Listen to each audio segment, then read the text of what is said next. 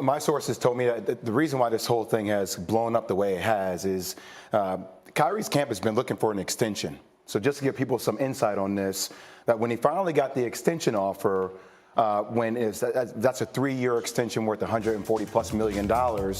When the third year of your deal is stipulated upon your team winning a championship for you to get your money, that's something in which they found extremely insulting and erroneous, and they didn't counter.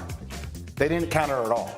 So for me, going back to this thing, when the extension was first offered during the pandemic, if it's we'll give you the extension if you take the COVID shot. Let me get this straight.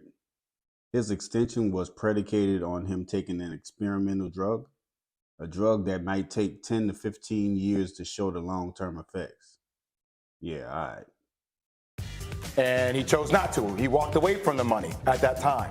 So when you see this relationship between Joe Tsai and Kyrie Irving, which this comes down to two alphas hitting heads, it just took its course.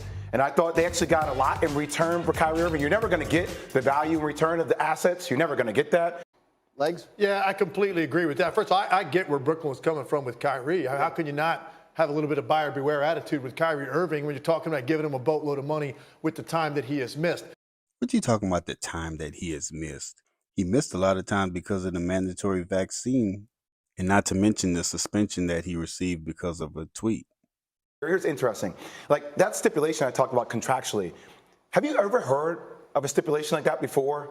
About you getting part of your money based upon winning an NBA championship? It's unprecedented to me, which makes me understand the Nets wanted to trade him this whole time, but it was just a matter of when is the timing right. And I think Kyrie at the end of the day was like, I'm going to make a statement right now, just trade me or else.